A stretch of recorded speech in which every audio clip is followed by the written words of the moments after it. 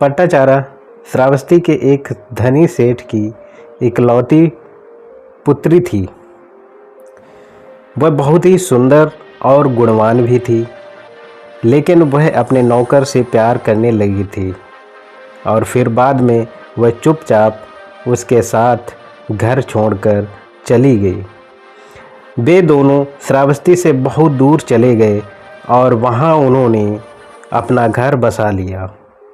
कुछ समय बाद वह गर्भवती हो गई। पति के यहाँ उसे सारी सुख सुविधाएं उपलब्ध नहीं थीं, इसलिए उसे अपने मायके की याद आ रही थी। पुत्र जन्म हेतु उसने मायके जाने का प्रस्ताव अपने पति के सामने रखा, लेकिन पति नहीं माना। अतः अपने पड़ोसी को उसने यह बताकर कि वह मायके जा रही है, आप मेरे पति को बता देना। वह मायके के लिए निकल पड़ी। जब पति लौट कर आया, उसे पता चला कि उसकी पत्नी मायके के लिए प्रस्थान कर गई है, तो वह उसके पीछे पीछे चल पड़ा। रास्ते में ही दोनों की भेंट हो गई। पट्टाचारा को प्रसव पीड़ा हुई और उसने एक पुत्र को जन्म दिया। आगे जाना टल गया, दोनों वापस घर आ गए।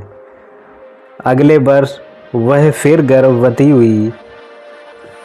इस बार पति पत्नी अपने बेटे के साथ लेकर चल दिए।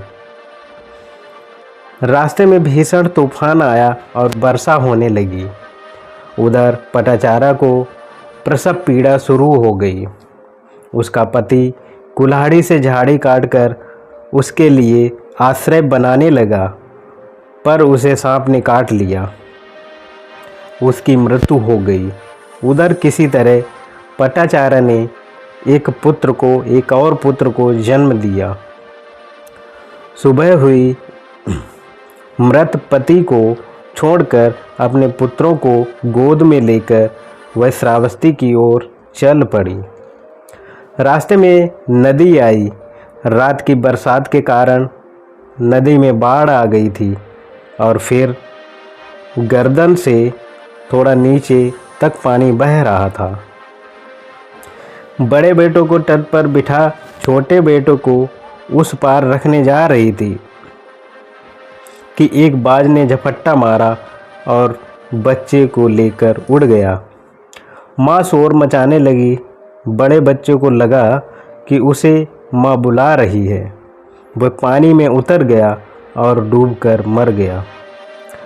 वह रोती हुई किसी प्रकार नदी पार कर श्रावस्ती की ओर चल पड़ी। उधर से कुछ लोग आ रहे थे। उसने अपने माँ बाप और भाई बहनों के विषय में पूछा। उस पथिक ने बताया कि रात की तूफान बरसात में उसका मकान गिर गया और उसमें उनका पूरा परिवार के सभी सदस्य दबकर मर गए। सामने दिख रहा बहुत सारा धुआं उनकी चिता से ही उठ रहा है। वह रोती हुई शमशान गई। माँ बाप भाई बहन की चिताएं देखीं। वह अपना होश आवास खो बैठी। पागलों जैसी नंगी घूमने लगी और कहती, मेरे दोनों पुत्र मर गए, पति को सांप ने डस लिया। एक ही चिता पर माँ पिता भाई बहन जल गए, लेकिन उसके ऊपर धूल मिट्टी पत्थर फेंका करते थे लड़के। एक दिन घूमती हुई जेठ वन में प्रवेश करने लगी। लोगों ने इस पगली को रोकना चाहा, पर तथागत की दृष्टि उस पर पड़ गई। उसके अंदर आने दिया। तथागत को देखते ही उसके ज्ञान चक्षु खुल गए। उसे अपनी नग्नता का भान हुआ और वह उकड़ू होकर बैठ गई। किसी ने उसके शरीर पर चीवर डाल दिया। शास्त्रा प्रवचन दे रहे थे। पट्टाचारा अंदर से परिशुद्ध होने लगी। वह श्रोतापन्न हो गई। उसने बुद्ध को अपना दुखड़ा कह सुनाया। तथागत ने उसे समझाया कि उसे अपना मार्ग स्वयं ढूंढना होगा। उसने प्रज्ञा लेने की इच्छा व्यक्त की उसे प्रवृत्त कर दिया गया। वह पटाचारा नाम से प्रसिद्ध हो गई। एक दिन वह पैर पर जल डाल रही थी, वह थोड़ी दूर जाकर सूख गया। दोबारा डाला, यह और थोड़ी दूर गया।